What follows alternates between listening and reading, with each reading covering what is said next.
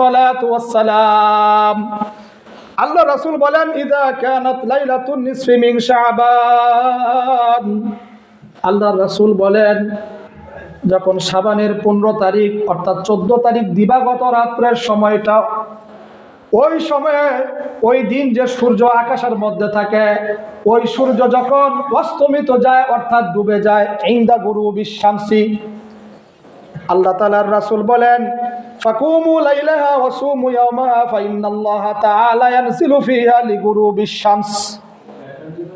আল্লাহ রাসূল বলেন, ওই দিন যখন শাবান মাসের 14 তারিখ দিবাগত রাত্র যখন আসে, এর আগে যখন সূর্য অস্তমিত যায়, ডুবে যায়, তখন আল্লাহ রাসূল বলতেছেন, মহান আল্লাহ রাব্বুল আলামিন ইলাস সামাঈদ দুনিয়া, আল্লাহ তাআলা আমরা এই দুনিয়ার জমিন থেকে উপর দিকে তাকাইলে যে আসমান দেখি, আকাশটা দেখি, এই আকাশে এই আসমানে আল্লাহ তাআলা অবতরণ করেন। সুবহানাল্লাহ।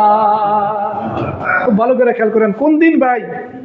এই সবে বরাতের রাত্র। হ্যাঁ, এই তো বুঝতে পারছেন। এই দিন আল্লাহ তাআলা প্রথম আসমানে আসেন। কখন আসেন?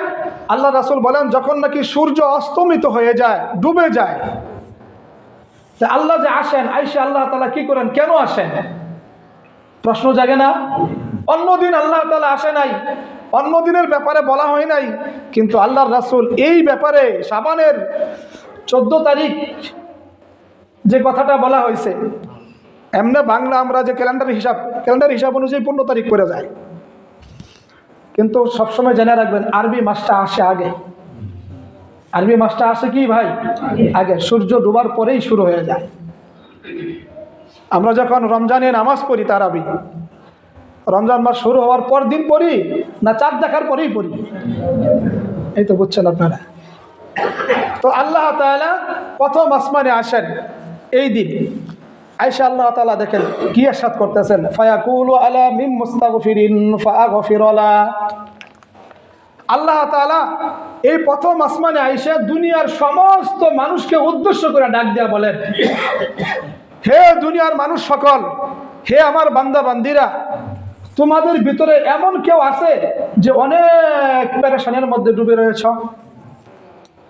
এমন কোন লোক আছে যার অনেক? নবিয়ুল কারীম ওয়া নাহনু আলা যালিকা মিনাশ শাহিদিন ওয়াশ শাকিরিন ওয়ালহামদুলিল্লাহি রাব্বিল আলামিন। سبحانك لا علم لنا إلا ما علمتنا إنك أنت العليم الحكيم। الحمد لله। মহান আল্লাহ তাআলার দরবারে লাখ কোটি শুকরিয়া যে মহান রব্বুল আলামিন আমাদেরকে পবিত্র শুক্রবার শাবান মাস,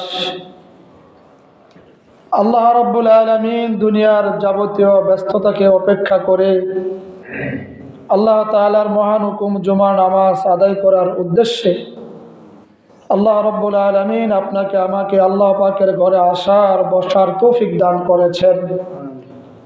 এটা আল্লাহর দেওয়া ইহসান, আল্লাহর দয়া, আল্লাহর মায়া, আল্লাহর দেওয়া তৌফিক, আল্লাহর দেওয়া অনেক বড় নিয়ামত।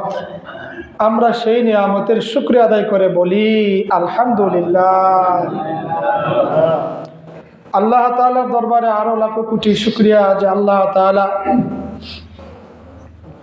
বরকতময় একটি মাস আমাদেরকে দান করেছেন, রমজানের প্রস্তুতি নেওয়ার মাস যেটা শাবান মাস আল্লাহ তাআলা দান করেছেন। এজন্য আবারও শুকরিয়া আদায় করে বলি আলহামদুলিল্লাহ। আমি আপনাদের সামনে শাবান মাসের করণীয় এবং বর্জনীয় এই বিষয়কে সামনে রেখে কিছু কথা আরজ করব ইনশাআল্লাহ।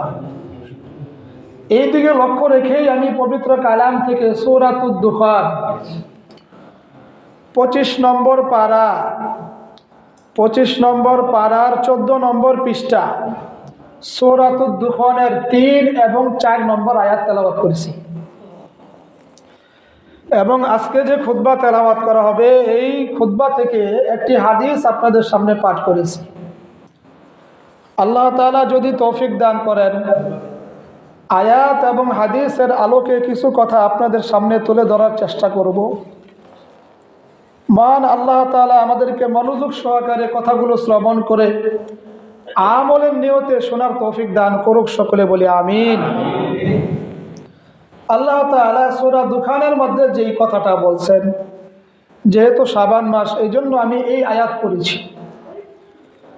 আল্লাহ তাআলা বলেন, ইন্না আনজালনাহু ফি লাইলাতিন মুবারাকাহ ইন্না কুন্না মুনজিরিন। ইন্না শব্দের অর্থ হলো নিশ্চয়ই।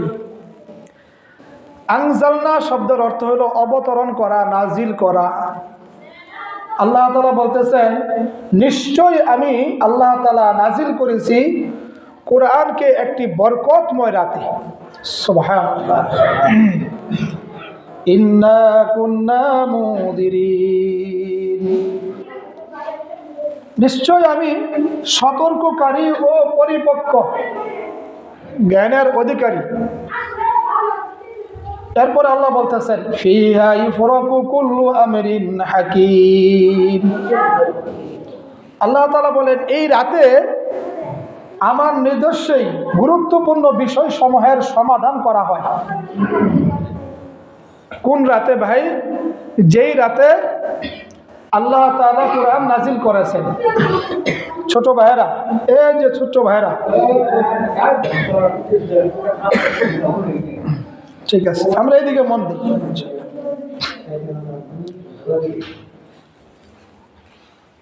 যে আল্লাহ তাআলা বরকতময় রাতে কোরআন নাজিল করেছেন, আমরা আয়াতের অর্থটুকু জানতে পারলাম।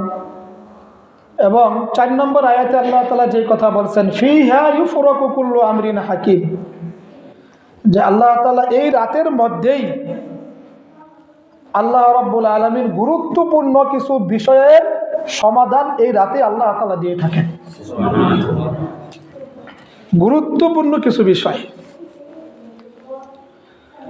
এর আগে আমাদের বুঝতে হবে, আমরা তো জানি কোরআন শরীফ আল্লাহ তাআলা বরকতময় রাতে নাজিল করেছেন, কিন্তু এই আয়াতের মধ্যে বরকতময় রাত কোনটা এটা কিন্তু উল্লেখ নেই। খুব ভালো করে খেয়াল করবেন। আপনারা যদি মনোযোগ সহকারে শুনেন তাহলে কিছু বুঝতে পারবেন যে মূল বিষয় কি বুঝাইতে চাইতেছি, আমরা এখান থেকে কি শিখতে পারলাম, হুজুরের আলোচনার মাধ্যমে আমাদের কি অর্জন হইল, আমাদের কি করা দরকার, আমাদের এখানে আমলের কি বিষয় আছে এবং নিষেধের কি বিষয় আছে, এই বিষয়গুলো নিয়ে আলোচনা করা। তো এই আয়াতের মধ্যে স্পষ্টভাবে বলা নাই যে কোন রাতে আল্লাহ তাআলা কোরআন শরীফ নাজিল করেছেন। শুধুমাত্র আল্লাহ তাআলা বলছেন বরকতময় একটি রাতে আল্লাহ তাআলা কোরআন নাজিল করেছেন। তো বরকতময় আল্লাহ তাআলা আরেক আয়াতের মধ্যে বলেন, আমি গত সপ্তাহে বলছিলাম আপনাদের সামনে যে আমরা যদি কোনো কোম্পানিতে কাজ করি, চাকরি বাকরি করি, অথবা কোনো ব্যবসা প্রতিষ্ঠানের দায়িত্বে থাকি, কিছু বিষয় আছে আমরা দৈনন্দিন হিসাব নিকাশ করি। আবার কিছু বিষয় আছে সাপ্তাহিক, এক সপ্তাহ পর পর হিসাব নিকাশ করা হয়। মনে আছে কিনা গত সপ্তাহে বলছিলাম। আবার কিছু বিষয় আছে 1 বছর পর পর আমরা হিসাব নিকাশ টানি, লাভ এবং লস, কত টাকা বাকি, কেমনে কি, এটা 1 বছর পর আমরা দেখি। ঠিক তেমনি ভাবে আল্লাহ রাব্বুল আলামিন মানুষের ভাগ্য নির্ধারণ করেন, গুরুত্বপূর্ণ কিছু বিষয়ের সমাধান দেন। সেটা বছরের ভিতরে যেই কয়টা দিন আছে, 365 দিনের ভিতরে কিছু বিষয় আছে আল্লাহ তাআলা সপ্তাহের কোনো দিন দিয়ে থাকেন। তার মধ্যে একটা হইল সোমবার এবং বৃহস্পতিবার। এটা ভাঙ্গা বললাম না, গত সপ্তাহে যেহেতু বলছি একটু স্মরণ করানোর জন্য বলতেছি। আর কিছু বিষয় আছে আল্লাহ তাআলা বছরের বিশেষ কিছু দিন গুরুত্বপূর্ণ, ওই বিশেষ কিছু দিনের ভিতরে আল্লাহ তাআলা সমাধান দিয়ে থাকেন, যেমন একটা শবে বরাত। আবার কিছু বিষয় আছে আল্লাহ তাআলা পুরা বছরের একটা সমাধান দিয়ে থাকেন, মানুষের ভাগ্য নির্ধারণ করেন, সেটা হলো শবে কদর। আল্লাহ তাআলা ওই দিকে ইঙ্গিত করে এই কথাটা বুঝাইতে চাইতেছেন যে আমি আল্লাহ তাআলা বরকতময় রাতে কোরআন নাজিল করেছি। এখানে যদিও বরকতময় আল্লাহ শব্দ ব্যবহার করছেন, ইন্না আনজালনাহু ফি লাইলাতিন মুবারাকা, মুবারাকা শব্দ ব্যবহার করা হয়েছে বরকতময় একটা রাত্র, কিন্তু অপর আয়াতে আল্লাহ বলেন আমি কোরআন শরীফ নাজিল করেছি ইন্না আনজালনাহু ফি লাইলাতিল কদর। আল্লাহ তাআলা সূরা কদরের মধ্যে বলেন আমি কোরআন শরীফ নাজিল করেছি শবে কদরের রাত্রে, অর্থাৎ রমজান মাসে যে নাজিল করেছেন। আল্লাহ তাআলা এই কথাও পবিত্র কালামের মধ্যে বলেন শাহরু রমাদানাল্লাযী উনজিলা ফীহিল কুরআন হুদাল লিন-নাসি ওয়া বায়্যিনাতিম মিনাল হুদা ওয়াল ফুরকান। আল্লাহ বলেন শাহরু রমাদানাল্লাযী উনজিলা ফীহিল কুরআন, আমি কোরআন শরীফ রমজান মাসে নাজিল করেছি। তো আমি যেই কথাটা বুঝাইতে চাইতেছি সেটা হলো এই যে সামনে যেহেতু আমাদের রমজান মাস, কোরআন নাজিলের মাস, বরকতময় একটা মাস, এই মাসে যেন আমরা পরিপূর্ণভাবে আল্লাহ তাআলার সন্তুষ্ট অর্জন করতে পারি, আল্লাহ তাআলার ইবাদত বন্দেগীগুলো পরিপূর্ণভাবে করতে পারি, সেই জন্য শাবান মাস থেকেই, শাবানের রমজানের 15 দিন আগে থেকে আপনার একটা ট্রেনিং করা দরকার। বুঝেননি আমার কথা আপনারা? ট্রেডিংটা কি দেখেন, আল্লাহ তাআলা বলেন আমি এই জন্য তোমাদেরকে শাবান মাস দিয়েছি। আর আমরা পূর্ব থেকেই আল্লাহ তাআলার কাছে চাইছিলাম আল্লাহুম্মা বারিক লানা ফি রজব ওয়া শাবান ওয়া বাল্লিগনা রমাদান। আল্লাহ তাআলার কাছে আমরা দোয়া করছিলাম আয় আল্লাহ আপনি আমাদেরকে আমাদের হায়াতের মধ্যে বরকত দান করেন, রজব এবং শাবানের পুরোপুরি বরকত আল্লাহ আপনি আমাদেরকে দান করেন, ওয়া বাল্লিগনা রমাদান, রমজান পর্যন্ত আমাদের হায়াতকে বৃদ্ধি করিয়া দেন। এই দোয়া আমরা আগেই করছিলাম। তো সেজন্য শাবান মাস আল্লাহ তাআলা দিয়েছেন এই জন্য যাতে রমজানের পরিপূর্ণ প্রস্তুতি নিতে পারি। প্রিয় ভাইরা, কোরআন এবং হাদিস শোনার কিছু মূল নীতি আছে, কয়েকটা নিয়ম পদ্ধতি আছে।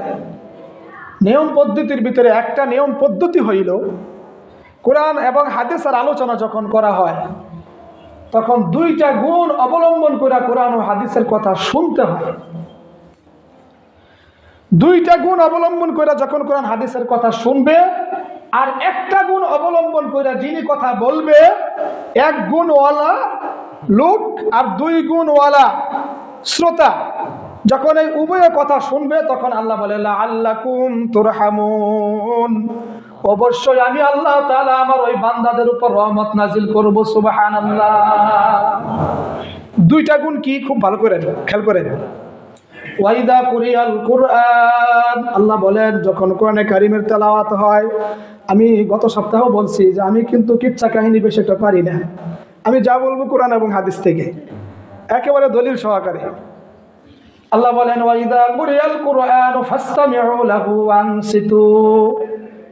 1 নম্বর গুণ, যখন কোরআনে কারীমের তেলাওয়াত হয় তখন ওয়ানসিতু, আসসুকুতু, চুপ রাখা না, এই শব্দের অর্থ হলো চুপ থাকা, চুপচাপ থাকতে হয়।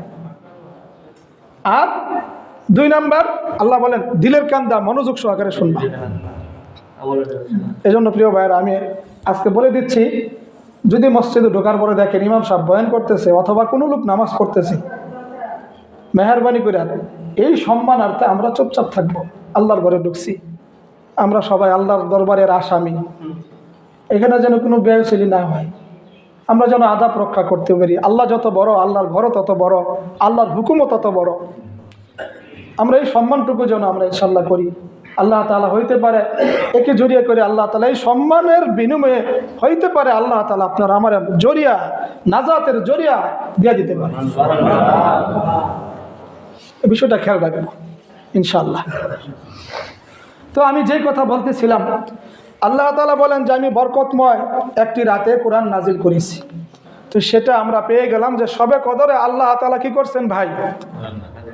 কোরআন নাজিল করছেন। কিন্তু এখানে তো আল্লাহ তাআলা মূলত যেই বিষয়টা বুঝাইতে চাইতেছেন, যদিও বরকতময় রাতের কথা উল্লেখ করা হয়েছে, তার ভিতরে একটা মুফাসসিরিন একরাম লেখেন এখানে আল্লাহ তাআলা শাবান মাসের দিকেও ইঙ্গিত করছেন। সুবহানাল্লাহ। কেন শাবান মাসের দিকে ইঙ্গিত করছেন? সব শব্দের অর্থ হইল রাত্র। খুব ভালো করে খেয়াল করেন, সব শব্দের অর্থ কি ভাই? রাত্র। কারণ সব এই শব্দটা কি, আরবি না বাংলা? এই শব্দটা হলো ফার্সি। আমরা যারা তাবলিগ জামাতে গেছি, আমরা তখন বলি গাছতয় যাব। আসলে গাছতো বলতে আমরা কি বুঝি? এটা বাংলা অর্থ হলো ঘোরাফেরা করা, দ্বীনের দাওয়াত নিয়ে মানুষের কাছে যাওয়া। গাছতো এটা হলো ফার্সি শব্দ। যারা তাবলিগ জামাতে গেছে হয়তো তারা বিষয়টা জানে। ঠিক তেমনি ভাবে সব শব্দের অর্থ হলো রাত্র, আর বরাত শব্দের অর্থ হলো বরকতপূর্ণ। সবে বরাত, এই দুইটার অর্থ যদি আমরা যোগ করি সমান সমান কি দাঁড়ায়? বরকতপূর্ণ একটি রাত্র। বিষয়টি বুঝছেন না আপনারা? বাংলা সন্ধি বিচ্ছেদ আছে না? বাংলা সন্ধি বিচ্ছেদ পরে সমান সমান দেওয়া থাকে, মানে একটা শব্দ ভাঙ্গে। তো এটার অর্থ আমরা এইটা পাই যে বরকতপূর্ণ একটি রাত্র। আল্লাহ তাআলা এই বরকতপূর্ণ রাত্রে, এই যে হাদিস আমি আপনাদের সামনে তেলাওয়াত করছি, আল্লাহ রাসূল বলেন আকালা আলাইহিস সালাতু ওয়াস সালাম, আল্লাহ রাসূল বলেন ইযা কানাত লাইলাতুন নিসফি মিন শাবান, আল্লাহ রাসূল বলেন যখন শাবানের 15 তারিখ অর্থাৎ 14 তারিখ দিবাগত রাত্রের সময়টা, ওই সময়ে ওই দিন যে সূর্য আকাশের মধ্যে থাকে, ওই সূর্য যখন অস্তমিত যায় অর্থাৎ ডুবে যায়, ইনদা গুরুবিশ শামসি, আল্লাহ তাআলার রাসূল বলেন ফাকুমু লাইলাহা ওয়া সুমু ইয়াওমাহা ফাইন্নাল্লাহা তাআলা ইয়ানসিলু ফিহা লিগুরুবিশ শামস। আল্লাহ রাসূল বলেন ওই দিন যখন শাবান মাসের 14 তারিখ দিবাগত রাত্র যখন আসে, এর আগে যখন সূর্য অস্তমিত যায়, ডুবে যায়, তখন আল্লাহ রাসূল বলতেছেন মহান আল্লাহ রাব্বুল আলামিন ইলাস সামাঈদ দুনিয়া, আল্লাহ তাআলা আমরা এই দুনিয়ার জমিন থেকে উপর দিকে তাকাইলে যে আসমান দেখি, আকাশটা দেখি, এই আকাশে এই আসমানে আল্লাহ তাআলা অবতরণ করেন। সুবহানাল্লাহ। খুব ভালো করে খেয়াল করেন। কোন দিন ভাই? এই শবে বরাতের রাত্র। হ্যাঁ, এই তো বুঝতে পারছেন। এই দিন আল্লাহ তাআলা প্রথম আসমানে আসেন। কখন আসেন? আল্লাহ রাসূল বলেন যখন নাকি সূর্য অস্তমিত হয়ে যায়, ডুবে যায়। তা আল্লাহ যে আসেন, আইসা আল্লাহ তাআলা কি করেন? কেন আসেন? প্রশ্ন জাগে না? অন্যদিন আল্লাহ তাআলা আসে নাই, অন্য দিনের ব্যাপারে বলা হয় নাই, কিন্তু আল্লাহর রাসূল এই ব্যাপারে শাবানের 14 তারিখ যে কথাটা বলা হয়েছে, এমনি বাংলা আমরা যে ক্যালেন্ডার হিসাব অনুযায়ী 15 তারিখ করে যায়, কিন্তু সবসময় জেনে রাখবেন আরবি মাসটা আসে আগে। আরবি মাসটা আসে কি ভাই? আগে। সূর্য ডোবার পরেই শুরু হয়ে যায়। আমরা যখন রমজানে নামাজ পড়ি তারাবি, রমজান মাস শুরু হওয়ার পর দিন পড়ি না চাঁদ দেখার পরেই পড়ি? এই তো বুঝছেন আপনারা। তো আল্লাহ তাআলা প্রথম আসমানে আসেন এই দিন। আয়েশা আল্লাহ তাআলা দেখেন কি ইরশাদ করতেছেন, ফায়াকুলু আলা মিন মুস্তাগফিরিন ফাআগফির লা। আল্লাহ তাআলা এই প্রথম আসমানে আয়েশা দুনিয়ার সমস্ত মানুষকে উদ্দেশ্য করে ডাক দিয়া বলেন, হে দুনিয়ার মানুষ সকল, হে আমার বান্দা বান্দিরা, তোমাদের ভিতরে এমন কেউ আছে যে অনেক পেরেশানির মধ্যে ডুবে রয়েছে? এমন কোন লোক আছে যার অনেক অভাব, রিজিকের পেরেশানি ভুগতেছ? এমন কোন লোক আছে দীর্ঘদিন যাবৎ তুমি অসুস্থ, অনেক চিকিৎসা করার পরেও তোমার ফায়দা হচ্ছে না? এক কথায় আল্লাহ তাআলা এই কথা বলতে থাকেন, কার কি সমস্যা, কার কি চাওয়া, তোমরা আমার কাছে তোমাদের মনের আশা আকাঙ্ক্ষা, তোমাদের চাহিদাকে তোমরা আমার কাছে তুলে ধরো, আমার কাছে চাও, আমি আল্লাহ তাআলা তোমাদের যাবতীয় চাওয়াকে পূর্ণ করে দিব। সুবহানাল্লাহ। দেখেন আল্লাহ তাআলা কি বলেন, ফায়াকুলু আলা মিন মুস্তাগফিরিন ফাআগফির লা। আল্লাহ তাআলা বলেন এমন কোন গুনাহগার বান্দা আছো নাকি যে জিন্দেগিতে 60 বছর জিন্দেগির ভিতরে তুমি 40 বছর বালেগ হওয়ার পর থেকেই তুমি গুনাহের মধ্যে নিমজ্জিত হয়ে গেছো? অনেক গুনাহ করে ফেলাইছ, মনে করতেছ আমি আল্লাহ তাআলা মাফ করতে পারবো না। এমনটা যাদের হৃদয়ের ভাবনা চিন্তা, তারা আজকে আমার কাছে মাফ চাও, আমার কাছে গুনাহের জন্য আবেদন করো, আমি আল্লাহ রাব্বুল আলামিন তোমার জিন্দেগীর সমস্ত গুনাহকে মাফ করে দিব। আল্লাহ বলেন বান্দা অত গুনাহ করতে পারে না যত গুনাহ আল্লাহ তাআলা ক্ষমা করতে পারেন। আল্লাহ তাআলা আরেক আয়াতের মধ্যে বলেন, ইয়া ইবাদিয়াল্লাযীনা আসরাফু আলা আনফুসিহিম লা তাকুনাতু মির রাহমাতিল্লাহ। হে আমার বান্দারা, তোমরা আমার রহমত থেকে নৈরাশ হইও না, আমার রহমত থেকে তোমরা বঞ্চিত হইও না। তুমি হতাশা হয়ে গেছো, অনেক গুনাহ করে ফেলাইছো, মনে করতেছো আমি আল্লাহ মাফ করতে পারবো না। তুমি যদি 4টা নিয়ম মেনে আমার কাছে মাফ চাও, তওবা করো, আমি আল্লাহ তাআলা যখন তুমি 4টা নিয়ম মাইনা তওবা করবা, আমি তোমার জিন্দেগীর পিছনে যা গুনাহ করছো সমস্ত গুনাহ আমি আল্লাহ মাফ করে দিব। এখন এই তওবাটা করতে হবে কখন? এই আয়াতের পরের আয়াতে আল্লাহ বলতেছেন, ওয়া আনিবু ইলা রাব্বিকুম আসলিমু লাহু মিন ক্বাবলি আন ইয়াতিয়াকুমুল আযাব।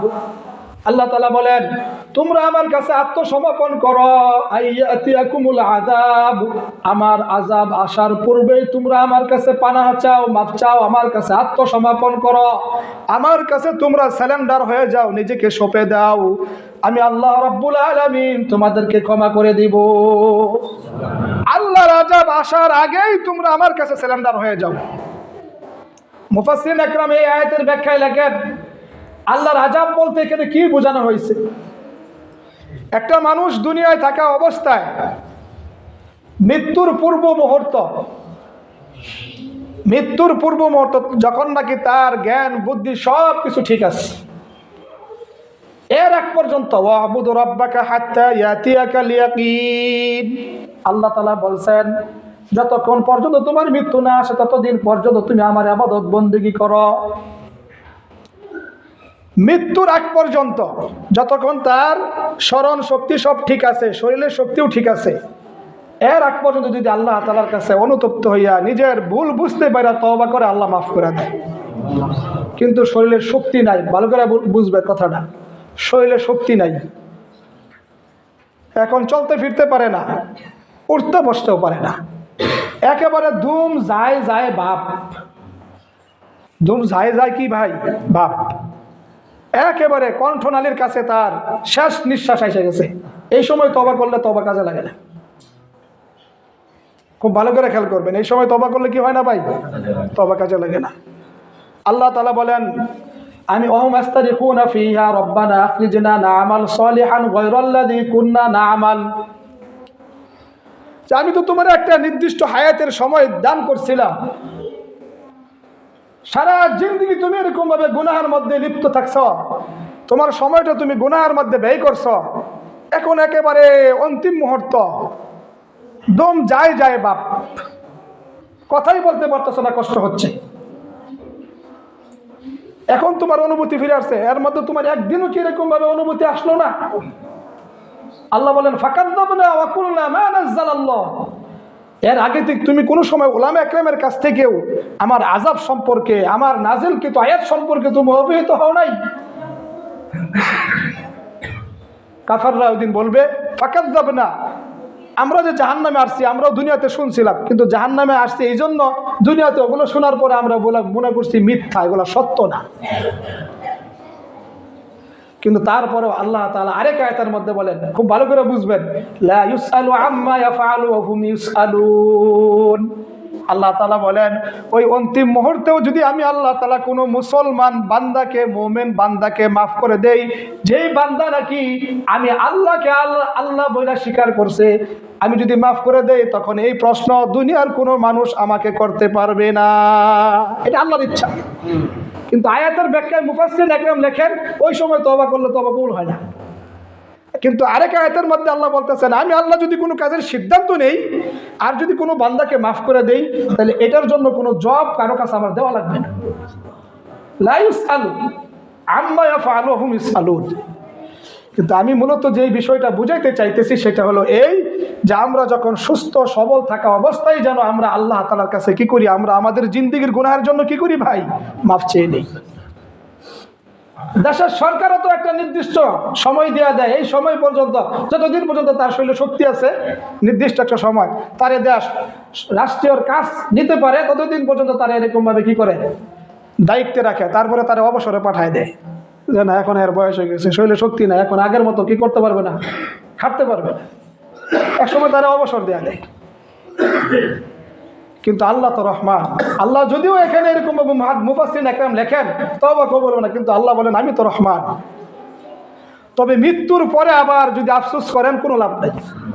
অনেক মানুষ জাহান্নামে যাবে, জাহান্নামে যাওয়ার পরে কান্নাকাটি করবে, এক পর্যায়ে বলবে আল্লাহ আপনি আমাদেরকে এখান থেকে বের করেন, রব্বানা আখরিজনা, আল্লাহ ডাক দিবে হে আমাদের রব, আখরিজনা, আল খুরুজ নাকালনা, বাহির হওয়া, আল্লাহ আপনি আমাদের এখান থেকে বের করে দেন, মানে জাহান্নাম থেকে বের করে দেয়। তা আল্লাহ তাআলা জিজ্ঞাসা করবেন বান্দা তোমার যদি আমি জাহান্নাম থেকে বের করে দেই তুমি কি করবা, তুমি তো গুনাহের কারণে জাহান্নামে আসছো, আজকে যদি আবার বের করে দেই তুমি কি করবা? বান্দা উত্তর দিব কি জানেন, না'মাল সলিহান গায়রাল্লাযী কুননা না'মাল, আল্লাহ পূর্বে যে গুনার কাজ করছি এগুলো আর করবো না, সলিহান গায়রাল্লাযী, ভালো কাজ করব। আল্লাহ তাআলা কি বলবেন জানেন, আওয়ালাম নুআম্মিরকুম, এতদিন পরে তোমার বুঝবুদ্ধি পরিবর্তন হইল, এতদিন পরে, এর আগে কি তুমি একদিনও উলামা একরামের কাছ থেকে এরকম ভাবে আমার এই আযাব গজবের জাহান্নাম জান্নাতের কথা শোনো নাই?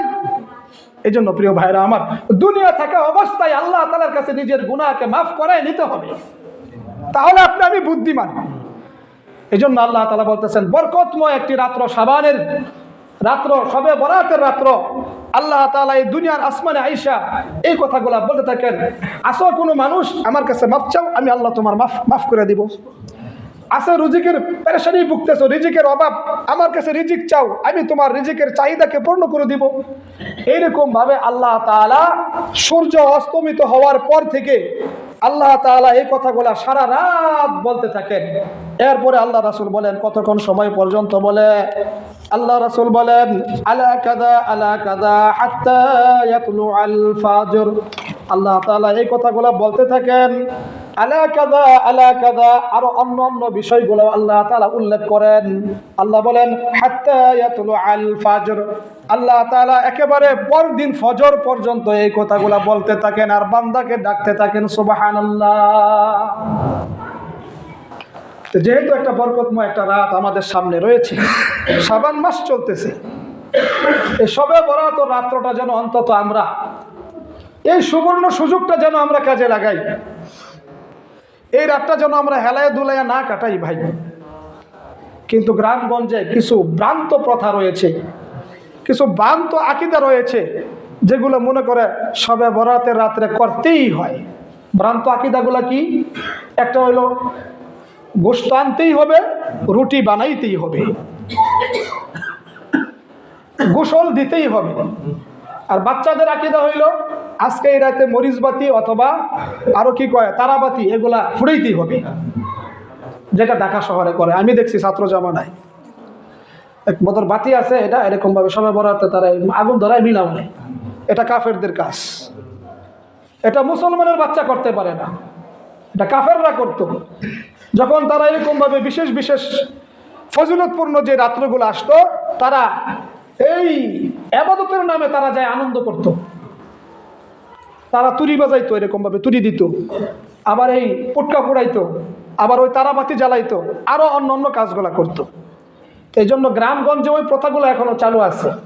হ্যাঁ, আপনি খাইতে পারেন, খাওয়া নিষেধ নাই, তবে এটাকে ফরজ মনে করা যাবে না। শবে বরাতের রাত্রটা সারা রাত নফল ইবাদত বন্দেগী করব। শবে বরাতের রাত্রে আমরা 3টা আমল বেশি বেশি করব। এবার ভালো করে খেয়াল করেন। 1 নাম্বার, নফল ইবাদত বন্দেগী বেশি করব। নফল ইবাদত বন্দেগীর ভিতরে কিছু ক্যাটাগরি আছে। একটা হইল আপনি নফল নামাজ পড়তে পারেন, 2 নাম্বার আপনি কোরআন তেলাওয়াত করতে পারেন, 3 নাম্বার আপনি তাসবিহ তাহলিল তেলাওয়াত করতে পারেন, 4 নাম্বার আপনি জিকির আজকার করতে পারেন।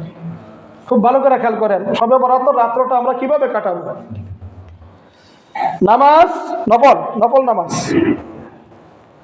তারপরে তেলাওয়াত, কোরআন তেলাওয়াত, তাসবিহ তাহলিল, জিকির আজকার, তবে যেহেতু লম্বা একটা সময় রাতে আমরা ইবাদত বন্দেগী করে থাকি এবং দোয়া কবুলের একটা রাত্র,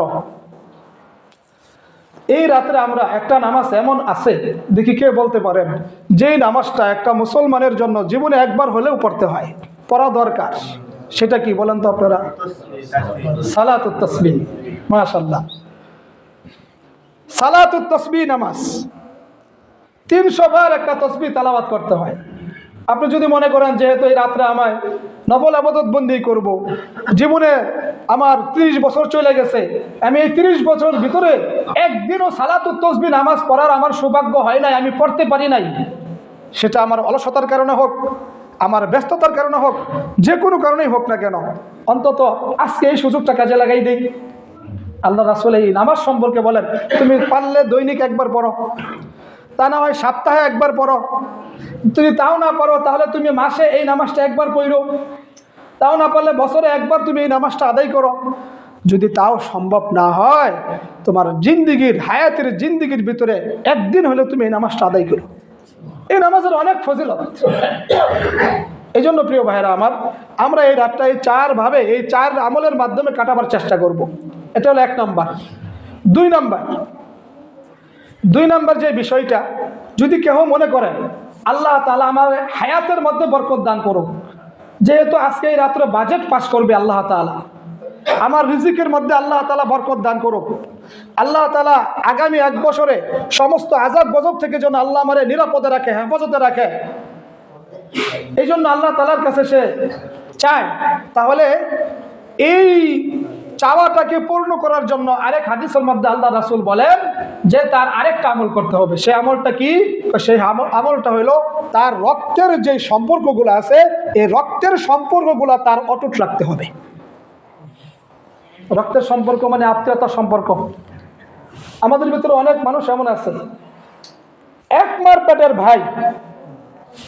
পেটের ভাই, দীর্ঘদিন হয় একজন আরেকজনের সাথে কথা বলে না। এক মার পেটের ভাই বোন বিয়ে দিছে, কোনো বিষয় নেয়া, জায়গা জমিন অথবা অরিসের কোনো বিষয় নেয়া, দেখা গেছে বোনের কোনো খোঁজখবরই নেয় না। বাপের যে বোন আছে আপন ফুফু, তারও কোনো খোঁজখবর নেয় না। এক কথা, যদি কেউ চায় যে আমার রিজিকে, আমার হায়াতে আল্লাহ তাআলা বরকত দান করুক, তাহলে সে যেন এই রাতে চাওয়ার পূর্বে তার এই আমলটা জারি থাকে, সেটা হলো তার রক্তের সম্পর্ক যেন ঠিক থাকে। রক্তের সম্পর্ক ঠিক না রেখে যদি সে আমার কাছে এই রাতেও রিজিক চায়, তাহলে আমি তাকে রিজিক দিব না। খুব ভালো করে খেয়াল করবেন। এখন বলতে পারেন হুজুর, আমি তো ইচ্ছা করে রক্তের সম্পর্ক ডিলেট করতে চাই নাই, আমি তার অত্যাচারে, তার অনিষ্টিতকে বাঁচার জন্য আমি নিজের একটু দূরে সরাই দিছি, আমি ইচ্ছা করে তার সাথে সম্পর্ক নষ্ট করি না, কিন্তু সে করছে, তাহলে এই জন্য আপনি দায়ী।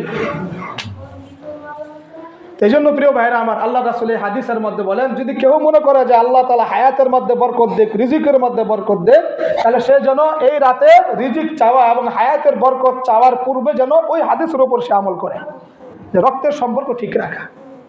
এই জন্য আমরা চেষ্টা করব আত্মীয়তার সম্পর্ক আমরা ঠিক রাখবো। কেন? আল্লাহ রাসূল হাদিসের মধ্যে বলেন যে ওই ব্যক্তি জান্নাতে প্রবেশ করবে না যে ব্যক্তি নাকি আত্মীয়তার সম্পর্ক নষ্ট করে ফেলায়। ইচ্ছাকৃতভাবে আমরা কেউ করবো না, যদি অন্যজনে করে এটার জন্য আমি দায়ী না, নিজে ইচ্ছা করে করবো না। যদি দেখেন যে না অতিরিক্ত জ্বালায়, প্রয়োজনে একটু নীরবতা পালন করবো, একটু নিজের, তাই বুঝে একেবারে সম্পর্ক নষ্ট করবো না, এটা হারাম, নাজায়েজ। এটা 2 নম্বর আমল। 3 নম্বর আমল হইল এই রাতটা আমরা দোয়ার মাধ্যমে কাটাবো।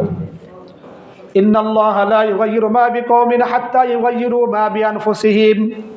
আল্লাহ তাআলা এই আয়াতের মধ্যে বলেন, আমি আল্লাহ রাব্বুল আলামিন ততক্ষণ পর্যন্ত একটা জাতি বা কওমের, একটা মানুষের ভাগ্য ততক্ষণ পর্যন্ত পরিবর্তন করি না যতক্ষণ তারটা সে নিজে পরিবর্তন না করে। বুঝেননি আমার কথা আপনারা? মাশাআল্লাহ।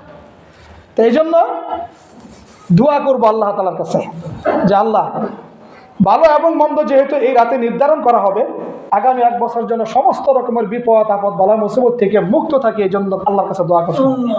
তাহলে একটা হলো নফল ইবাদত বন্দেগী করা, 2 নম্বর আত্মীয়তার সম্পর্ক ঠিক রেখে আল্লাহ তাআলার কাছে রিজিক এবং হায়াতের বরকত চাওয়া, 3 নম্বর কি করা ভাই?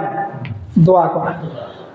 এইভাবে আমরা এই রাতটা এরকমভাবে ইবাদতবন্দি করব। শুধু কি এই রাতই করব না আরো অন্য অন্য যে রাতগুলো আছে এটা করব? অনেকে মনে করে সারা বছর সারা সপ্তাহ ফরজ নামাজ ফরজ যে কাজগুলো আছে এগুলো করবো না, শুধু সবে বরাত আর সবে কদরে যায় করবো না। আপনি মূল ডিউটি হইল 5 ওয়াক্ত নামাজ, এটা ঠিক রাখার পরে আপনার কি করতে হবে বা এগুলা চাইতে হবে। আপনি বোনাসের অগ্রাধিকার যোগ্য ব্যক্তি হিসাবে নিজেরা দাঁড়া করাইতে পারবেন, কিন্তু মূল ডিউটি করলেন না। আর যদি যাই এদের সময় বোনাস চান তা লাভ নেই। এই জন্য 5 ওয়াক্ত নামাজ তো পড়তেই হবে, ফরজ যে বিধানগুলো আছে এটা মানতে হবে, এবং সবে বরাতে এবং সবে কদরে যে সমস্ত বিষয়গুলো আল্লাহ তাআলা স্পেশাল দান করে থাকেন তখন আল্লাহ তাআলার কাছে এই বিষয়গুলো চাইতে হবে। আল্লাহ তাআলা আমাদের সকলকে বুঝে শুনে আমল করার তৌফিক দান করুক, সকলে বলে